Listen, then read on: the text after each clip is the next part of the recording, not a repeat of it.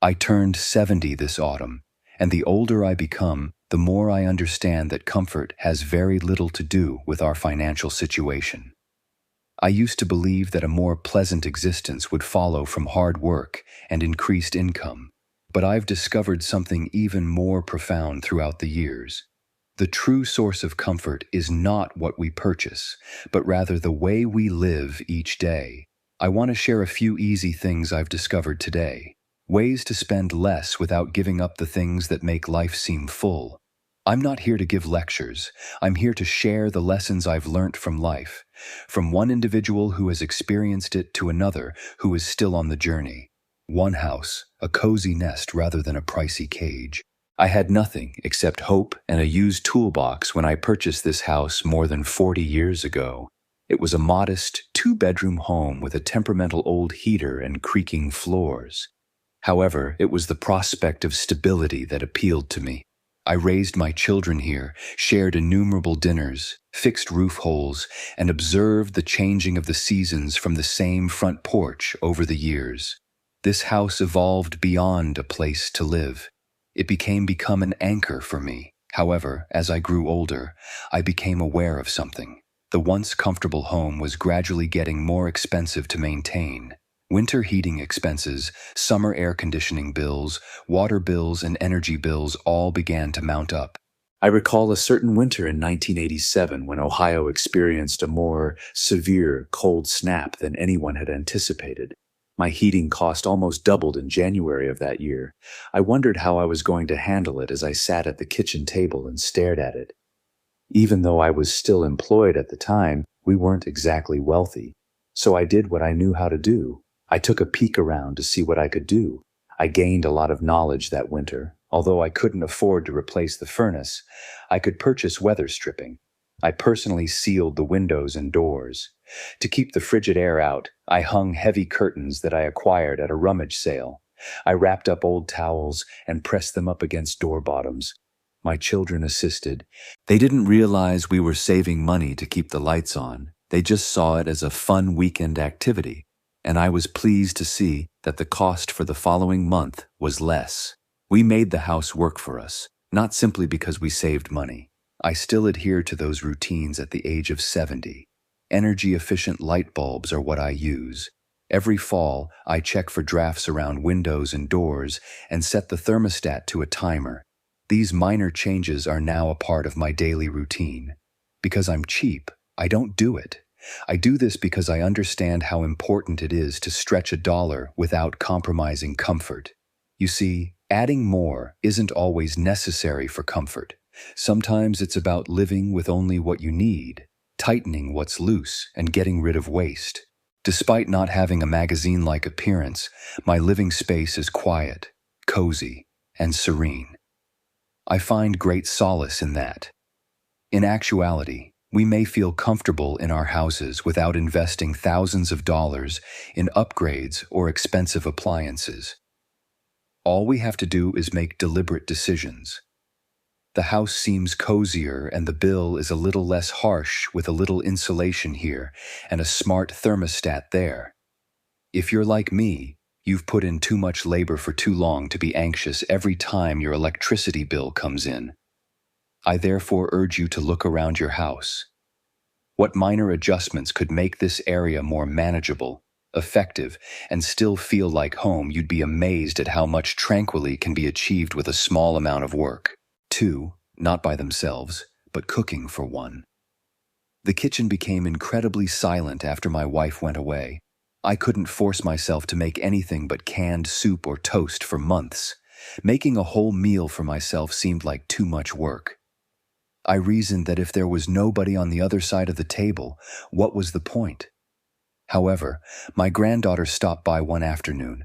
With the kind of sweet honesty that only children possess, she asked me after opening the refrigerator and looking around, "What do you eat, Grandpa?" I chuckled, a little ashamed, and mostly told her about sandwiches. We cooked vegetable soup that day, and she remarked, "Let's cook something." She gave me the look kids give you when they realize you're not doing something correctly. Nothing special, just celery, potatoes, carrots, and a little chicken broth. It had a nostalgic scent. I experienced something I hadn't felt in a long time as we chopped and stirred warmth from the act of accomplishing something worthwhile once more, not only from the burner, sharing, even if it was only with her. I froze the leftovers that evening after packing them into little containers. I ate a warm supper the following day without doing any work. Suddenly, cooking was no longer a chore. It was a tiny gesture of kindness. I've developed a new rhythm since then. I prepare a large supper every Sunday. Something substantial that I can portion out and freeze like soup, stew, or casserole. I make it with intention, yet I keep it simple. I also learned how to purchase more wisely. I purchase seasonal vegetables. At the grocery store, I search for senior discounts. Before I leave, I look over the weekly circular.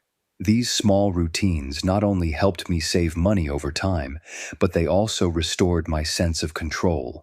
Furthermore, eating better does not equate to spending more money. Gourmet dishes and pricey ingredients are not necessary.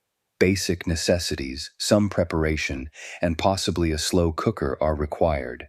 My secret weapon has been that. It transforms the most basic substances into something unique while using very little electricity. Simply set it and forget about it. More significantly, I began to see cooking as a way to show respect for myself.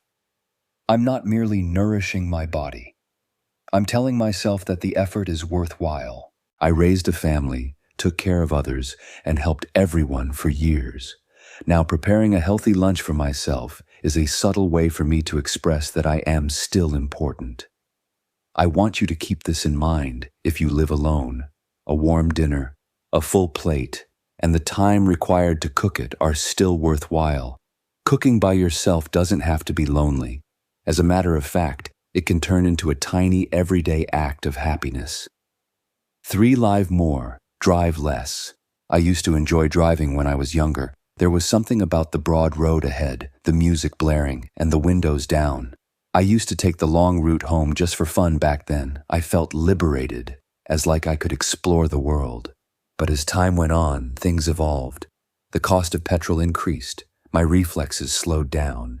To be honest, I started to feel more nervous than enthusiastic about traffic. I don't drive as much these days. I want to, not because I have to. I've discovered that driving less doesn't equate to doing less. Actually, it has made room for more significant times in my life. I became aware that I was making quick journeys to the grocery shop 3 or 4 times a week a few years ago. Without giving it any thought, I would hop in the car after forgetting something or having a craving. Even though I didn't travel very far, my daughter noticed one month how much I was spending on petrol. I was struck by that. She was correct, and I began to keep count. Unbeknownst to me, I was wasting money and petrol. I therefore made a little adjustment. I sit down and make a weekly plan every Sunday night. Who I might visit, what I'll cook, and what errands I need to run. After that, I make an effort to divide everything into 2 weekly excursions. Friday is for everything else, and Monday is for the pharmacy and groceries. It may seem straightforward, yet it reduced both my driving and petrol expenses by half. If they're heading that way, my daughter or grandson will occasionally come get me. I used to feel bad about asking, but now I see it as an opportunity to spend time with you. We catch up on life, grab coffee, or just talk in the car. These tiny rides evolved into more than just means of conveyance. They developed into moments of intimacy. My new schedule also included walking. In the morning, I only travel a few blocks. I greet my neighbors, observe how the trees vary with the seasons, and let my thoughts to wander. It's serene. It is totally free and gets rid of the noise in my head. You can't purchase that kind of wealth. I've also learned how to get rides from the local elder services. There is a program in my town that provides cheap transport for shopping and doctor's appointments. I was apprehensive at first. I didn't want to feel dependent on anyone, but after giving it a try, I realized how beneficial it may be. I didn't have to worry about parking or traffic, and the drivers were friendly. I want to say this. Stopping is not the same as slowing down. My life hasn't gotten any smaller just because I drive less. It feels, if anything, more substantial. I spend more time doing meaningful things in meaningful settings. I don't feel hurried either. If driving has become costly, difficult, or simply unworthy on certain days, permit yourself to accomplish less. Make more intelligent plans. When you need assistance, ask for it. Instead of taking a ride, go for a walk, because sometimes you see more when you don't move around as much. 4. Making fewer but more intelligent purchases. I used to believe that getting the best bargain required paying the least amount. I would choose the cheapest alternative, head straight for the sale tag, and think I had outwitted the system. But as time went on, I came to understand that affordability rarely equates to intelligence and durability. I'll tell you about the shoes that altered my perspective. I purchased a cheap pair of trainers. It looked decent enough. It was inexpensive.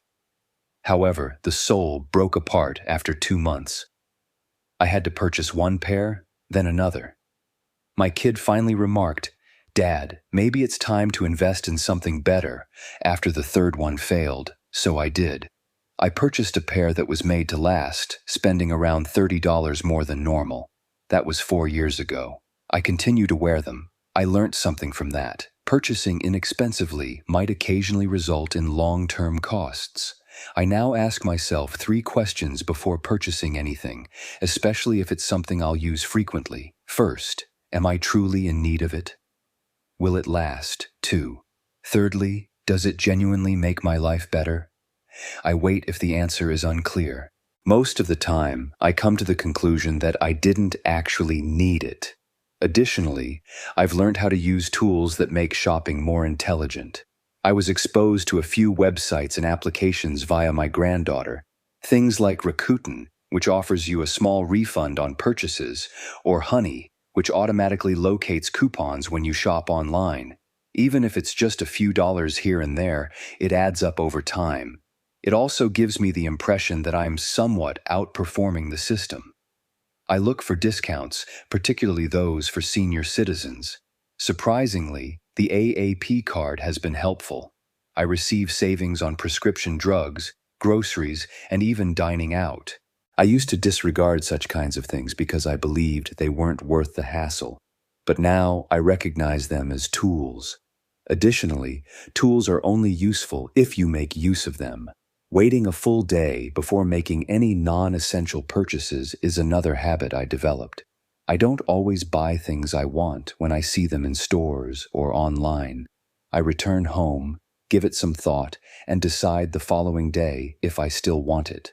The impulse usually goes away, but if I still want it and it meets my needs, I go back for it.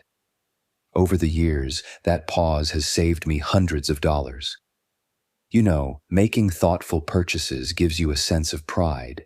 Even though I don't buy as much as I used to, the items I own now serve a purpose. They are picked. I am served by them. I'm no longer taking up space. I'm making room for the important things. Thus, keep this in mind if you're attempting to cut costs without sacrificing comfort. To feel happy, you don't need to purchase more. All you need to do is purchase better. Take your time, make the appropriate inquiries. Additionally, don't be scared to spend money on quality when it matters. You deserve a stable, uncluttered life. Additionally, there are instances when saving money is the best course of action. 5. Allowing technology to help you rather than cause you stress. I'll tell you the truth. For a long time, I was one of those people who said, "I don't need all that tech stuff." I liked paper. I liked my landline. I liked my old-fashioned ways, and if something broke, I didn't Google it. I stared at it for a while and hoped it would fix itself, but a few years ago, my grandson came over and saw me with a stack of bills, a calculator, and a notepad. He sat down and said, "Grandpa, there's a better way to do this." I gave him that look, the same one I used to give him when he wouldn't eat his vegetables. But he smiled, pulled out his phone, and showed me an app called Mint. Now at first, I didn't like the idea of my money being in some app. It felt risky, but he explained it to me, how it just helps track your spending, how it puts your bills and accounts in one place. I gave it a try, and to my surprise, it helped a lot. Within a week, I could see exactly where my money was going. Too much on takeout coffee, too many little online purchases I'd forgotten about. That one app gave me a clear picture. And from there, I made changes. I stopped the monthly subscriptions I didn't even use. I cut down on impulse buys and I set reminders for my bills so I wouldn't pay late fees anymore. Then he showed me Rakuten, a website that gives you money back just for shopping through it. Again, I was skeptical, but I tried it when buying a new winter coat online. And a few days later, a few dollars showed up in my account. It wasn't much, but it felt good, like I was finally letting technology work for me instead of against me. Now let me be clear, I still keep things simple. I don't have 10 apps running on my phone. I use maybe 3. Mint to watch my money, Raisin for occasional shopping, and my calendar app to remind me of appointments and bills. That's it. The truth is, you don't need to be a tech expert to benefit from technology. You just need to be open to learning the basics. Ask your kids or grandkids to walk you through it. Write things down. Make it a learning moment, not a stressful one. And don't be ashamed if you have to ask twice or 5 times. This stuff wasn't made with us in mind, but that doesn't mean we can't use it to our advantage. Technology, when used right, can help you save hundreds of dollars a year. It can help you stay organized, connected, and even feel a bit more independent. And it's not about being trendy, it's about being smart. So if you've been resisting it like I did for years, just try one thing, one small app, one new habit. Let it make your life a little easier because at our age, we've earned that ease. And sometimes it's only a tap away. 6. Connection over consumption. There's something I wish more people talked about when it comes to getting older. The quiet. Not the peaceful kind you get on a Sunday morning with a cup of coffee. I'm talking about the kind of quiet that creeps in when your phone doesn't ring for a few days, when no one drops by, when the house feels just a little too still. I used to think that in retirement I'd finally get to relax, and I did for a while. But then I noticed that life slowed down a little too much. The days started to blur. I wasn't lonely exactly, but I realized how easy it is to fill that silence with stuff. A shopping trip, a new gadget, a dessert I didn't really want. It was like I was trying to fill a space that had nothing to do with things and everything to do with connection. One morning, I decided to walk down to the local community center. They had a coffee hour every Thursday for seniors. I figured I'd stay 10 minutes. I ended up staying for 2 hours. We talked about old baseball games, our favorite diners, our grandkids. No one tried to impress anyone. No one cared what kind of phone you had. We were just people talking. I left that day feeling lighter. After that, I started showing up every week. Then I joined a book group, then a walking group. Nothing big, nothing expensive, but it gave me something I hadn't even realized I was missing. The feeling of being seen and heard. I also made a habit of calling people more often. Old friends, cousins I hadn't spoken to in years. Sometimes we talk for 5 minutes, sometimes an hour, but every time I hung up the phone, feeling better. Even small gestures like sending a birthday card or writing a short letter helped me feel more connected. You'd be surprised how much joy a simple handwritten note can bring. Not just to the person receiving it, but to you, too. And when it comes to entertainment, I found that the best moments don't cost a thing. Watching a movie at home with my granddaughter, sitting on the porch with a neighbor, talking about the weather and the squirrels, laughing over stories we've all told 100 times. Here's what I've learned. You don't need to buy something to feel good. You need to belong somewhere. You need to feel like you matter. And the beautiful part is that kind of comfort isn't sold in stores. It's shared in conversations, in time, in small, quiet ways that fill the heart instead of the shelves. So if your days have gotten a little too quiet lately, I encourage you, reach out, show up, start small. You don't need to wait for someone else to invite you. You can be the one who starts the connection. And trust me, connection lasts longer than anything you can order online. 7. Enough is a beautiful word. I used to chase more money, more stuff, more plans, more achievements, more everything. That was the way we were taught, wasn't it? Work hard, build up, move forward. And for a long time, that made sense. I provided for my family, paid off my house, helped my kids through college. I kept climbing. But sometime in my late 60s, something shifted. I started to notice how much I already had and how little of it I truly needed. There was this one afternoon, maybe 3 years ago, I was cleaning out the closet in the hallway, the one that always ends up storing things you forgot you even owned. I found 3 winter coats, all mine, all perfectly good. One of them still had the tags on. I sat on the edge of the bed holding that coat and thought, why did I keep buying more when what I already had was enough that day? I started to think differently. I went room by room, drawer by drawer, not in a rush, just slowly sorting through, letting go of what didn't serve me anymore. Not just objects, but ideas too. The idea that I needed to constantly upgrade. The idea that being busy meant being valuable. The idea that comfort only came after hard work. But comfort, I've learned, is not a reward.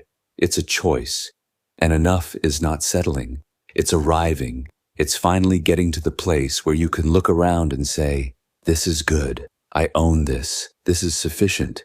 I live with fewer people these days, yet I feel more at ease. Instead of buying what I want, I buy what I need. I spend time with individuals who make me happy, not because I have to. I slumber guilt-free and say no more frequently.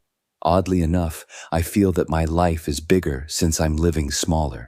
You see, you create space for meaning when you give up chasing more.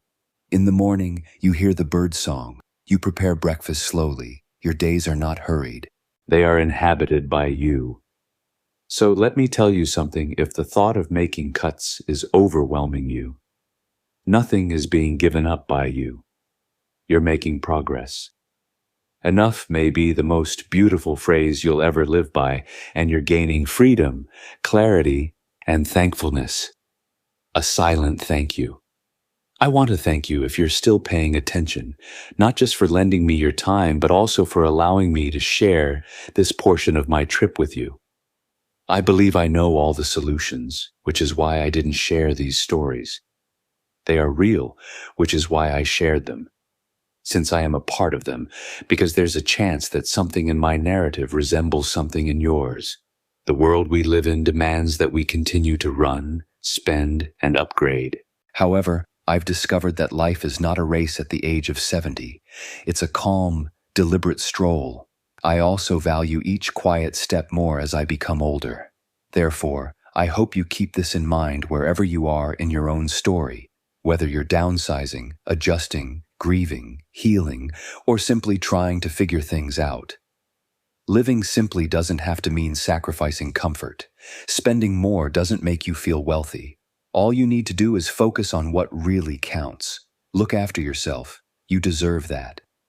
And I hope you'll return the next time if today's message resonated with you. I'll be present. The same coffee, the same porch, and perhaps a few new stories. To ensure you don't miss any upcoming videos, please turn on the notification bell and subscribe to my channel till then.